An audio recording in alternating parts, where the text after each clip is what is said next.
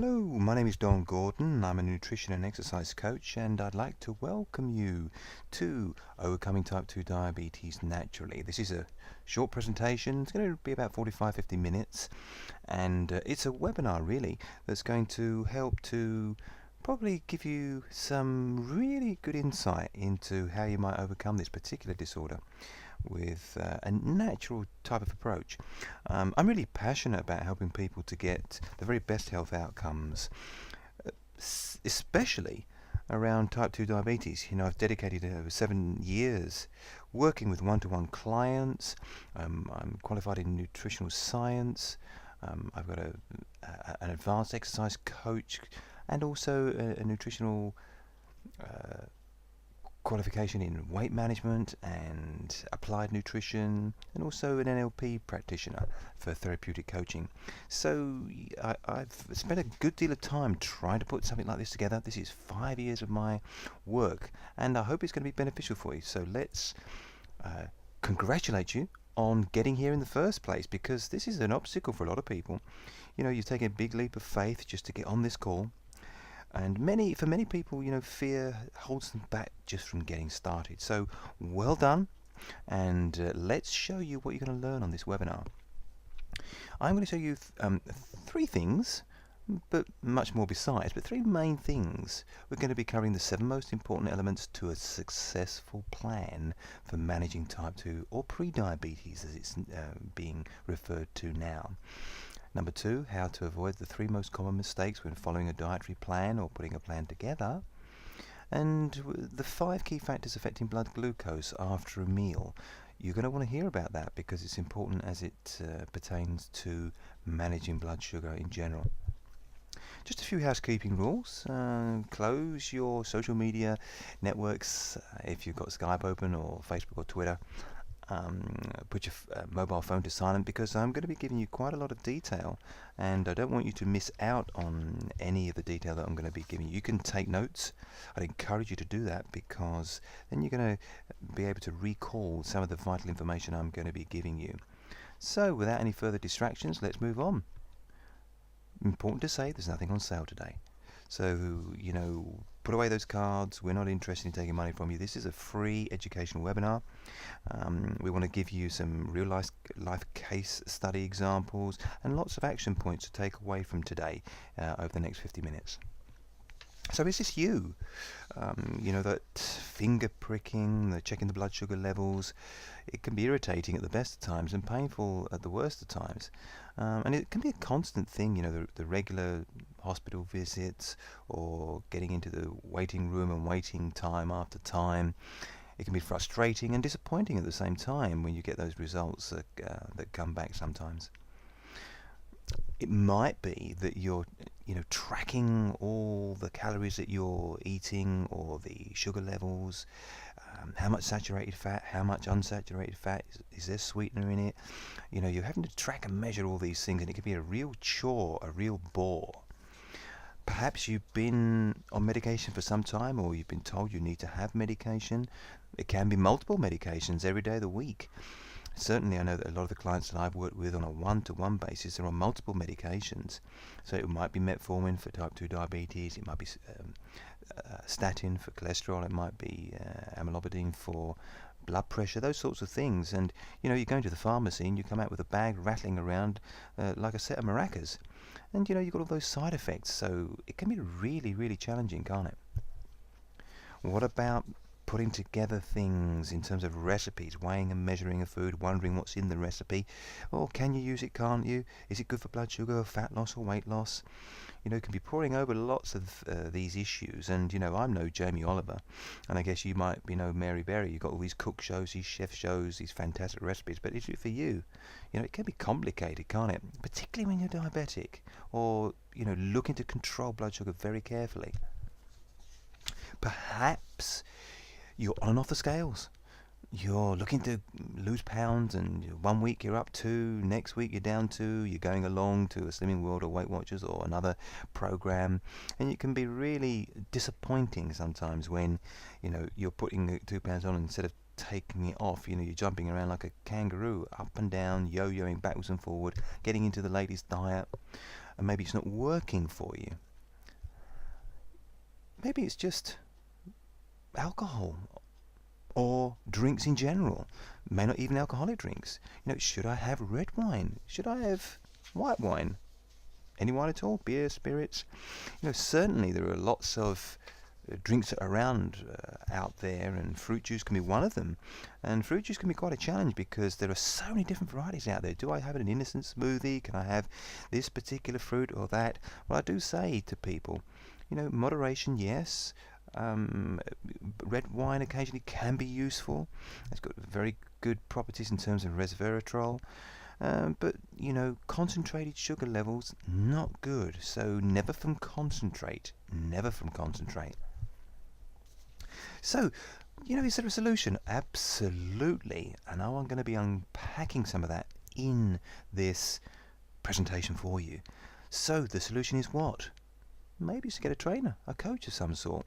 Some people have personal trainers, some people have mentors and coaches, and I certainly worked with some of the best coaches in this country, in the UK, at an elite level, and some of them have coached athletes who have gone on to be world champions. So I've been in and around that circle, and I've seen the benefit. I've seen the improvement in my own life, in my own performance, and they can help me from any number of reasons, particularly as it relates to diabetes. If you want a diabetes coach, where do you get one?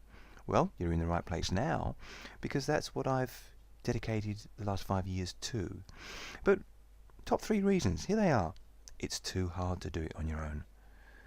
Hey, it's hard enough doing it in a group, but by yourself, so it can be too challenging sometimes. It's nearly impossible to get all the information that you need to learn about and understand everything you can about health and nutrition. And there's lots of chatter out there, latest crazes. So it's hard by yourself. And reason number 1. Reason number 2, they can help you avoid critical mistakes. They can navigate you through. They can govern some of the protocols that you have, give you different options. They can look at tutoring you in particular pathways, so they can help you to avoid mistakes. Number 3, help you to get organized. Help you to prioritize health matters, the ones that are important for regulating blood sugar, for example. A coach can help you provide a framework to organize things when they get chaotic. Help you put a plan together, and plans that can bring about solution that can really matter. And it's about sometimes making just small changes, small tweaks. When you're at elite coaching level, you're only looking to make small gains, but small gains can make a huge difference. So what's the real problem? Well, we know that type 2 diabetes is an inflammatory disorder, so this is a key problem. But what is the underlying issue? Is it that the fact that you haven't got a plan? So there's inaction. Maybe you're just putting things off. Maybe you haven't got focus. Maybe you haven't got consistency. You keep going backwards and forwards. So I think that possibly some of the real questions that you're asking is there too much information? Well, yes. Are there a lack of practical solutions? Yes. Is there a lack of knowledge? Yes. I've given many talks to many groups, Diabetes UK and other groups of local group networks, and people have come up to me afterwards and said, that's so amazing, I've never learnt what you've taught us in the last hour for the last 14 years. Going along to primary care, they haven't got the time for us. So that I think is the real problem. It's about lack of knowledge, too much information, and lack of practical solutions that lead to inaction, lack of focus, and lack of consistency. All of that can be pretty stressful, can't it? And we know that stress leads to inflammation in the body. Research is bearing that out now. Diabetes is an inflammatory disorder, and research is confirming that it's a major contributor to pre-diabetes. So it affects the pancreatic beta cells that are responsible for shuttling sugar out of the bloodstream and into the cells. And in fact, it can stress can affect your whole physiology, leading to weight gain and cardiovascular disease and some cancers. So regulating or down-regulating these factors is really important as they interfere with normal insulin function and secretion, and thereby induce insulin resistance. Recent evidence linked low-grade chronic inflammation to type 2 diabetes. Sometimes the symptoms from a stress perspective can be subclinical, but if they go on for a long period of time, they can produce problems and long-term complications. So what about this pain? Well, we've touched on some of the issues in terms of pain, but when we get onto the broader long-term implications, it can be really, really challenging. Yes, just the jabbing of the finger can be an irritant with the needles, and yes, that hurts. You're going for blood tests, and you can get moody or cranky, and hormones can go up and down. One day you're up, one day you're down, and it can seem that around meal times it can be a real pain. But there's other implications from obesity, from cardiovascular disease, high cholesterol, bad cholesterol levels, which is LDL levels, which is low density lipoprotein. And it can be renal problems with kidney failure, which requires constant dialysis, retinopathy, which affects the eyesight, degeneration of the eyes, neuropathy, which is microcellular damage to nerve endings. You may have had tingling sensation in the hands or foot, or losing sensation. So circulation impairment leading to amputation of lower limbs is a real problem, and no one wants to go there. Dementia, Alzheimer's, increasingly research is confirming connection to this inflammation affecting the brain, and it's being known as type 3 diabetes in some circles. So these longer implications can cause real pain. I've seen it firsthand because I've been in hospitals and I've been around the renal wards to see it, and I've seen it within my own family as well. We're going to come on to that when I tell you a little bit about my own story. So the pain can affect the whole family, not just personally, but the broader family as well. So, this metabolism is imbalanced. It leads to insulin resistance. We have pancreatic beta cell dysfunction. We have adipose tissue, which is fat around the middle. This leads to various problems for cardiovascular disease, and all of these are pointing towards dysregulation in terms of regulating blood sugar and insulin resistance. So it's multifactorial. What's the solution? Well, the solution is really getting a plan and having goals which lead to success. I've had a number of people who have said to me, working with them on a one-to-one basis, I'm so glad, Donald, that you set a goal for me, or you helped me to establish a goal, whether it be a particular walk or a charity event, where I was able to focus on getting the outcomes that gave me the solution to get me where I wanted to go. And, do you want to lose weight? Do you need to lose weight? There are different questions. How much do you want to lose? Where do you want to lose it from? It's all about being specific. So, what do you want to do? What interests you? Do you like swimming? Do you like walking? What do you like to do? Do you like doing classes, exercise classes, or none of those? When do you want to do it? Where do you want to do it? Who do you want to do it with? Lots of questions. And it can be a bit of a puzzle, can't it, trying to work it all out. So this is where coaching comes in, and those 3 P's: planning precedes performance. So you really want to be starting to plan and getting smart about having an activity that's going to get you a solution. So the solution, yes, it very much resides in the nutritional domain. And so, one of the things that I got appraised with was working with a bodybuilder and his wife, and they entered and got people prepared for competition, and they watched their calories and their nutritional profile very, very closely.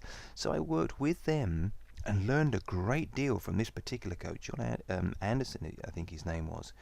And he looked very closely at protein, veggies, and carbs. And he came up with this little acronym here that you can see, PVC. So you eat your protein first, your vegetables second, your carbohydrate last. So you're filling yourself up with the protein, which creates a sense of fullness, the vegetables, which gives a very high fiber level, so that you can fill yourself up, get all those micronutrients before you get onto the carbohydrate portion. So I'm not saying no carbohydrate, but that order of what you eat Very, very important. So it's a good learning for me, and it was particularly good for fat loss because you don't see much fat on bodybuilders, do you? So again, part of the solution is getting balance. So we're looking to make sure that we balance out any metabolic issues, the stress, maybe lots of exercise you're doing, or inflammation. When you do exercise, you are inflaming joints, muscles, and so you need a complementary level of vitamins and minerals to counteract that oxidative stress, maybe the hormonal imbalances. And men and women are different, as you probably realize. So you have different requirements. Women require a particular set of vitamins and minerals around the cycle, the menstrual cycle. So you're looking for lots of B group vitamins, lots of magnesium, because there's a big draw on the body around the cycle. So managing blood sugar around those challenges, genetic predisposition, we're not all the same. So there are ethnic differences as well. And so all of those things have to be managed. So making sure that you're having the right level of input in terms of vitamin and minerals, very, very important. Diving into the solution again. So I touched on the aspect of coaching, and I am saying yes, get a coach. It's vital to success. And I gave you 3 of the reasons. 1, it was too hard. 2, it was to avoid critical mistakes. 3, it was getting organized and prioritizing health. So I'm going to give you 4, 5, and 6. What's 4? They can help you to break through blockages. A lot of us get stuck. You hit a blockage, you hit a plateau. That's where a coach can come in and help you figure out the pathway to better health and the most important things that you need to do if you want to improve and to progress to the next level. So we all love progress. Getting results is what really matters. So a coach can help with that. Breaking through blockages. Number 5, they can challenge you to try new things. So challenging, isn't it? No challenge, no change. And I say this repeatedly when I'm coaching clients. It may be that it's a little uncomfortable, but if you always do what you've always done, you're always going to get what you've always had.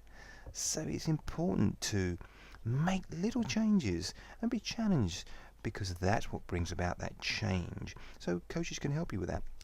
And 6th, they hold you accountable. Many of my clients come to me for accountability, just for coaching. And being accountable means that you can ensure you're executing your plans, and that's critical to your success. If you don't execute, if you don't put your plans into action, then the chances are that you're going to get stuck. The discipline, the willpower to stick to a plan, sometimes, the commitment wavers a little bit, but that's where a coach can come in and just start to get things moving again. Swapping one little tuning aspect for another. So accountability, it's a big one. So getting into my story, I said I'd talk about it just very briefly. I don't want to labour it for you, but this has impacted me deeply, type 2 diabetes, simply because my brother has type 1 diabetes, so I've been around it for a good while. I know and have seen firsthand what happens with a hypo and hyperglycemia. But with my father-in-law, he was hospitalized 4 years ago now. I think it was a bit longer, actually, maybe 5. But he had a hypoglycemic incident. He was living by himself. He had carers come in, but an appointment was missed. They found him in the wheelchair, and he got rushed to hospital. He was in a coma for over a week and a half. That picture you see there is what we saw. The whole family round the bedside, the cardiologist there, the neurologist there, all giving really poor outcomes, saying, oh, it's not going to go well, and it was a very stressful time, not just for the family, and certainly for my father-in-law. I know that he suffered seizures, and now he is on medication constantly. He's on dialysis 3 times a week, but he survived. And it's wonderful to hear that, I know. And that's what inspired me when I was going to that hospital, visiting and seeing the renal wards, seeing the amputees. It really affected me deeply. And I thought, how can I use the skills that I've been given and the training that I've had to help people avoid those poor outcomes and those long-term implications. And so it gave me a focus. It gave me a mission and a purpose rather than just a job. So working with one-to-one clients is what I've been doing on a daily basis, getting unique insights, reading more, studying nutritional science for over 4 years, getting these qualifications so that I can help people. And I'm really passionate about that. And so that's a little bit of why I do what I do. And this is a case study example. I've been working with Linda for a good number of years now, and she came to me because she was looking for more specific help with diabetes, than rather than the generic Weight Watchers Slimming world that she'd been trying. She wasn't really getting the specific help that she wanted. Within 2 weeks, we managed to get her blood sugar right down from 15 to over 5.8, and now it's been there at a regular 5.3 to 5.8, which is what the primary care is looking for. We reduced her HbA1c, which is the long-term measure of the sugar presence in the bloodstream, and that was nearly halved from 93 to 52. Which is a fantastic, and that really was really encouraging, not just for her but for family members. We did structured exercise plan and movement routines, which was simple and yet effective. She lost over 2 stone. She's up to 3 stone lost now. She lost 4% body fat. Her body mass index has come down. Cardiovascular capacity has gone up by 10%. So these are really encouraging to see. We put together an action plan, yes, and it is about preparation. It is about getting organised and planning and goal setting. We did that with Linda, and you can see the results are evident. We looked at a food habits questionnaire, looked at the things that were perhaps causing blockages, and a lifestyle questionnaire, what the goals were, and we started to track things. Those program stats are important because when you see them coming down, they provide encouragement and motivation.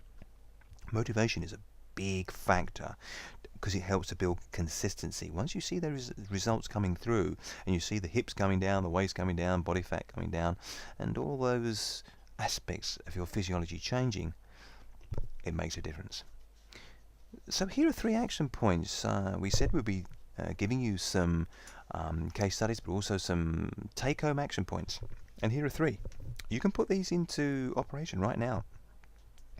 Reduce any added sugar to cereals and hot drinks. If you do that, it's going to go well for your blood sugar regulation. The fizzy drinks, which include the ones that you see in the picture here, the Coke, the Fanta Lucozade. I think the commensurate levels of sugar that you find in a can of Coke is something like 7 to 10 teaspoons. It's high. And so reducing those, maybe not going cold turkey, but reducing them gradually and weaning yourself off them is going to go well for you. So there you can take 3 big action points and put them into place right now. Here's the other factor we mentioned at the outset. 5 factors affecting blood glucose after a meal. It's important to have these. And here they are. The GI and GL load of the carbohydrate. This is the glycemic index and the glycemic load. You can get a little books online for this. There's one by Dr. Winnie Chan. That's Dr. Winnie Chan. And it gives you a whole list of all of the glycemic load and the glycemic index of all these different foods. And I think it covers over 100, about 1,500 different foods in actual fact. So you can see the calories of fat, protein and carbohydrate as well. So these are handy little books. And so that'll help you with looking at GI and GL. A lot of products have it on their labeling now as well, so that's useful. The volume of carbohydrate, number 2. So yes, protein, not just the protein, but the volume of carbohydrate matters. Protein, yes, presence of protein in the meal slows down the rate at which carbohydrate is digested. So this is important to know. Also, the fiber content of the food slows down the absorption of glucose. Fifthly, the fat content of the meal slows down the absorption of glucose. So I'm not into zero fat products. We need fat. We need fat for a very specific region. Essential fatty acids can't be made by the body. There are various polyunsaturated fats, and fat is very important for hormonal production of sex hormones. So all of those 5 factors, can you imagine putting a meal together that's got the protein and the fiber and the fat there, and low GI? perfect for managing blood glucose levels. Here are some of the foods you want to be looking to avoid. The refined carbohydrates, the empty calories that pile on that fat around the middle. Cakes, biscuits, sugared cereals, breast, pasta, confectionery, all these things are detrimental to good blood sugar control. Things that are high in the wrong sorts of saturated fats, which would be sausages, pies, fried foods, things that have got lots of pastry, for example. Cow's milk, these can be a problem for people who are lactose intolerant. Many people are, and certain ethnic groups are. Sugar, hidden sources, read the labels. It can be hidden in so many different things. There's a big issue about that right now. The sugar tax has come in. People are talking about it in the media. So it's high up on people's priority list, I think, as far as food is concerned. Zero fat products, generally high in salt and sugar, because the preservative of fat is taken away. So I'm not a fan, personally, of zero fat products at all. Wheat can be an irritant to the bowel. It can cause bloating and empty calories. So not useful for good body composition. Low-calorie substitutes, artificial sweeteners, can cause problems. And these are in lots of pre-packaged meals. But some of these can cause more problems for people than others. Certain artificial sweeteners do disrupt glutathione, which is an antioxidant, which is important for immune function, and some of these substitutes can be pro-inflammatory, so not useful at all. Here's another case study for you. We said we were going to give some to you, and here they are. Look at the difference there. You can see the visible difference, can't you? Now, Elaine came to me because she was desperate. She wanted results, and she was upset with not getting enough help from primary care. She was disillusioned and dispirited. But she took personal responsibility because she was told she could treat it with diet and exercise or be placed on tablets for life. So she had a good deal of motivation for the plan to work. She tried lots of other programs, but as you can see, she thought the support that I gave her from a coaching perspective really did work, and you can see the evidence there. Yes, she lost over 2 stone. Yes, she trimmed up a lot of fat around the middle, as you can see, and there were multiple health benefits. Again, we started off by giving you those 7 ways. We told you we were going to give you 7 most important elements to a successful plan. And so I've got this headline here, 7 ways to tackle type 2 diabetes. You can see them all there, the dietary, the exercise, the liver. Liver is very, very important. We're going to come on to that. Supplementation, action plan, empowerment plan, and getting that consistency. All these 7 factors, and these are important. I just put some statistics up here just out of interest for you. The NHS is spending $10 billion a year. That's 10% of the NHS budget, and 80% of it is spent on managing potentially avoidable complications. Imagine if that was diverted into coaching. Wouldn't that be interesting? You know, everyone had a diabetes coach, and that would be wonderful. But the sad fact here is that people given a formal course covering how to effectively manage their condition, only 3% of them took it up. So let's go into that first of the 7. Here it is, dietary plan. Here are the lists for you. Foods to avoid, foods to include, preparation, portion control, condiments, useful herbs and spices, roles of particular vitamins, minerals, and those macronutrients, the carbs, the proteins, fats and fibre. We don't like to talk about diets because diets don't work. It's about a lifestyle change that we're really interested in. So dietary plan is number 1 on the list.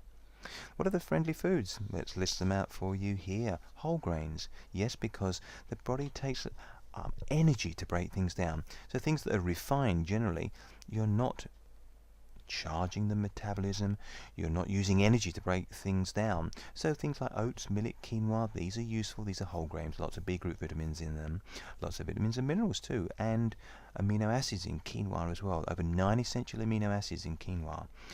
So apple and cherries, yes, these are good GI foods, low GI. Cherries are the lowest GI in all fruit, I believe. Apple, good fibre, good antioxidants, and water content as well, so it's a good balance there. Legumes, beans, pulses, and brassica. Brassica is kale, cauliflower, broccoli. So those are very important for methylation pathways, detoxification, and also good levels of fiber. Raw veggies, I'm big on the raw foods simply because you can maintain high levels of nutrients, enzymes, which are very, very important as far as beta cell production, which is one of those things that affects people with type 2 diabetes, poor beta cell production or the deterioration of beta cells. Carotenoids, protective, you get these in things with colour, so look at the carrots there, peppers, raw veggies, really, really important. Oily fish, essential fatty acids. These can't be made by the body, that's why they're called essential, but the body needs them. They need them for nerve, cell and tissue function. Omega-3s that are present in things like mackerel, anchovy, sardines, and for vegetarians, linseed and flaxseed. Very important for inflammation. Helps to reduce inflammation, in fact, and reduce blood pressure. Nuts and seeds, walnut, almond, pumpkin, chia. Walnuts and chia seeds both have omega-3 in as well. Lots of good minerals, polyunsaturated fats as well. So we're getting some good fats in these friendly foods. The friendly herbs and spices, I'm making a list of them here very quickly for you because I want to get onto the research. There is research supporting the efficacy of these particular spices. Now, ginger, we know, is a natural antibiotic. It's an antibacterial as well, but it's shown in some research studies to significantly lower blood glucose and HbA1c levels. When it's combined with dietary and lifestyle interventions, it's said to be effective in intervening for managing type 2 diabetes. Cinnamon, lots of studies on the efficacy of cinnamon as well. Great to add to your porridge, great to add to smoothies as well. Turmeric and curcumin, these are Eastern or Asian spices used in Asian and Eastern cooking. They are anti-inflammatory, which is very useful as it relates to type 2 diabetes. There's research being produced for the reduction of atherogenic risk or atherosclerosis in patients with type 2 diabetes, and this is the curcuminoid extract that's found in curcumin. With fenugreek, one of the things that it's been found to help with is inflammation and also the suppression of pro-inflammatory factors, also the enhancement of peripheral blood glucose uptake and the normalization of select processes and the increase in insulin receptor density.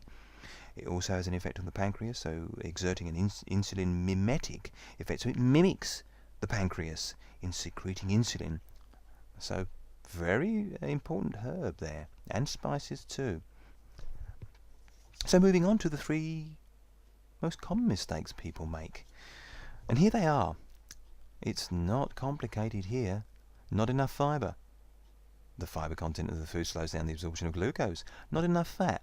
We mentioned earlier that fat is very important for hormones, particularly sex hormones, and essential fatty acids for nerve cell and tissue function. So the fat content of the meal slows down the absorption of glucose. Not enough protein. The presence of protein slows down insulin response. Protein is exceptionally important because it has a thermogenic effect on the body.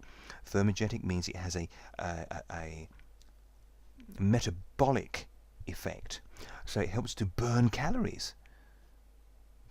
I'll repeat that. Protein helps to burn calories, so it has a calorific burn effect. So this is why a high protein, low carbohydrate regime is so effective. It also downregulates the production of a particular hunger hormone, which is called ghrelin. So when ghrelin is downregulated, then you're feeling full, so you don't overeat. So 3 most common mistakes people make.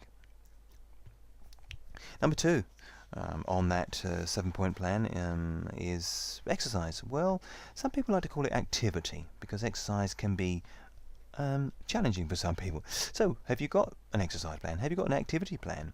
Well, certainly if you fail to plan, you plan to fail. Can you do too much? Yes. Or too little? Yes. It's about balance, isn't it? Just getting that right balance between just enough. Maybe it's 3 days a week. Maybe it's 5. But you have to start somewhere. So I like to use this bridge model. Where's your starting point? It has to be specific, So start on Monday. It has to be measurable. 3 days a week, action or achievable. If you're 50 years of age, I'm not going to have you running 10Ks necessarily.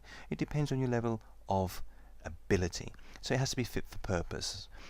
You don't have to join a gym, expensive gym membership. There are opportunities to get mobile, do resistance training, particularly for women. Getting weight-bearing exercise are very good for bone turnover and bone mineral density. But making that bridge, building blocks, small steps, very, very important. Here's another case study. Someone here whose name is Barry. He started a plan with me some time ago. He was recommended by his son because he wanted to help him with managing his condition. He was on 4 different medications for blood pressure, diabetes, cholesterol and stomach acid. And he really did need to turn his health around. He was really beginning to feel the effects of the medication, and he wanted to trim up as well. So he was nearly 60 years of age when I started to work with him, so it's never too late. But he lost over 3 stone in weight, and he lost that spare tire around the middle, and now he's actually reduced all of his medication and come off all bar one. So it's very exciting to hear, some of these case studies where people have got these results. We worked through plans with people just like Barry. Here's an outline of it here, a 1 to 14 day adaptation phase. It takes a couple of weeks to get organised, but here's a list of the things that you could put down on a tracker. And having a tracker ticking boxes helps with affirmation. It helps with a sense of accomplishment. So if you've got these things and you're organised, you can action them, tick them off and move through them. You can see here there's a whole list of items to work through. It may seem like a long list, but once you get started, it really can make a difference. The liver plan. Yes, we know that the liver is very, very important as a metabolic powerhouse. It is the largest organ in the human body, weighs over 500 grams, and the gallbladder, which sits on top of the liver, and carries out hundreds of functions. It filters everything we eat or come into contact with. It helps regulate blood sugar levels, energy production and detoxification, and those digestive enzymes that get emitted by the gallbladder. In Chinese medicine, it's noted that the liver and emotions are linked. It's interesting, because when the liver's load gets too great, the emotions are affected and usually made hot. That speaks to me of inflammation. How is it possible? Well, simply because waste doesn't get excreted effectively from the body, or there's too many irritants or toxins. It can exacerbate current conditions in the body when the liver gets a blockage there. You can get skin irritation, eye irritation, aches and pains, foggy thinking, low energy. All of these can be affected by poor liver function. So we're very interested in getting liver fortifying foods, making sure that we're cleansing that particular organ. Supplements can help with that, but there are very specific ones which I wanted to point you towards. Vitamin D, and yes, a broad spectrum multivitamin and mineral.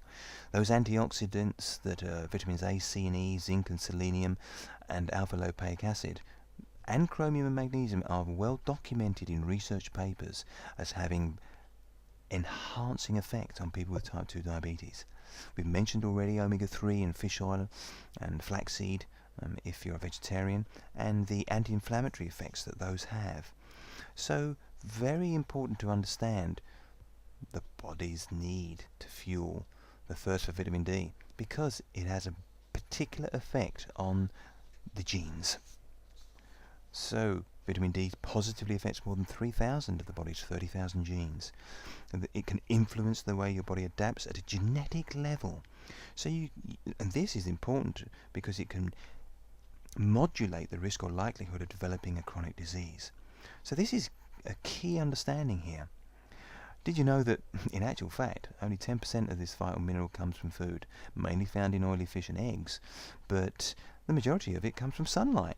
It's known as the sunlight vitamin, but if you're living in the northern hemisphere, that could be a bit of a problem because we don't get much sunlight here, do we? So there are at-risk groups, but there is a lot of research that's pointing towards more than 2,000 IU of vitamin D required daily in some research papers. And if you have type 2 diabetes, you may find that you're deficient in vitamin D3. If you're dark-skinned, people from Asian, Afro-Caribbean population groups have a hormone which is called melanin, which protects the body from sunlight. So if you're living in the northern hemisphere, you're spending a lot of time indoors, you're not getting a lot of sunlight, then it can be problematic for you if you have type 2 diabetes. So the chief medical officer has advised supplementation of up to 400 IU, but that in some research circles it's thought to be woefully inadequate. I'm posting up some research papers here that I've looked into, and there are many of them pointing to the efficacy of high levels of vitamin D to help with type 2 diabetes. The Journal for Nurse Practitioners, the Nutrition, and American Journal for Medicine and Science are pointing to very high levels. Number 6, the empowerment plan. Well, I love to empower people because that's when we really begin to see results. When people take on the information and the tips and all of the learning and they put it into action. So if you've got a shopping list, and I do give people specific shopping lists to follow, it gives you something specific. If you're measuring things, you can track things, you can get motivated because you can see you're getting results because you're measuring things. You're using the bridge model to build steps towards where you want to go. You've got a starting point, not overly ambitious, might be just those 3 changes that we looked at earlier, but it's creating a bridge which is realistic and enable you to work within the capabilities that you've got. Phases matter because you can't do everything at once, so spreading things out over time will work for you. I've been working with people not just for 8 weeks, but up to 10, 12 and beyond to take them where they want to be. Consistency, number 7. Yes, it can take 17 to 21 days to develop a habit. And developing good habits as it relates to diet and exercise and managing blood sugar, very useful. I've got 2 weeks to initiate a getting started phase, and it can take 2 weeks just to get orientated, just to make a few small changes. Then 3 weeks later you're into an adaptation phase. The body is intelligently created. It adapts to what you give it. Give it very little and you might get very little in return. But if you start to challenge the physiology, then the metabolic output improves. You get into a metabolic phase, which is this transformation.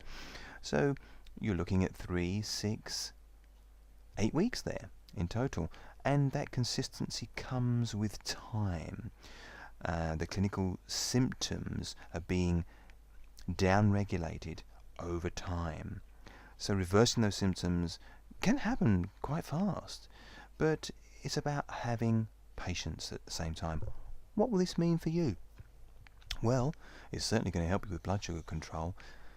Having that degree of consistency, smoothing out that blood sugar reduces insulin resistance and gives you improved levels of insulin resistance. It can help you with weight loss and fat loss, yes, because you're being consistent. You're applying your plan. You're getting those little steps in place. You're gradually improving your cardiovascular capacity with that walking briskly 5 times a week. You're improving your vitality levels. You're lessening the dependence on medications with primary care, so you're saving money. Certainly you're saving money on the NHS, but you're improving your metabolic and hormonal balance, which helps to increase muscle tone and strength. We know that creating muscle helps with structural integrity and also with metabolic performance as well. Deeper postural breathing and control, that may just be the starting point, but certainly it's a good one as it helps to regulate the pH balance in the body. You're looking to reduce much of those multiple diabetic complications as well. So if you need help, it's about getting a coach. Coaching matters. It enables you to get the feedback you're looking for, and there's no failure. There's only feedback. So good mentoring, asking questions about what it is that's causing blockages, having someone to give you those little tips on improving what you've already got in place. I like to think of it in terms of being an instrumental approach. So you've got metabolic pathways which are tuning, you're rewriting your neural networks, you're harmonizing your hormones, you're harmonizing your metabolism. So all of those things coming together require a conductor, someone who can balance that blend of the body's instruments and create and adapt and produce a melody. You know, working with clients, studying nutritional science, getting the benefit of all the research that's out there can be empowering for you. And you can create a new arrangement, and that arrangement delivers the perfect outcome that you can dance to. So the application is reading the manuscript and then performing. And look where you could be in 60 days' time. You could have that really top of the world feeling because you've put things into action. You've got your cravings under control. Just imagine being off that medication and having less side effects, not worrying about the next hospital visit because you've been taking control of putting things in place. You've been diligently managing all of your shopping. You've been getting regular with your exercise and activity, and the future can be really bright, and you can really begin to shape up just in 60 days. So what if you did nothing? That's a possibility, but remember the pain. Remember that if nothing changes, then the implications are just too awful to contemplate, really. There are two pathways you can see, left or right, but one path leads to health and the other leads to dis-ease. So you can get to choose which one to follow. One leads to a bright future without the complications, and the other leads to a not so beneficial outcome. And you don't want some of those procedures that are going to leave you in a wheelchair, do you? You get to choose. So the health is in your hands, and I just want to encourage you to challenge perhaps the road or the choice that you're going to make, because you want to steer away from those neurodegenerative disorders that go down one pathway.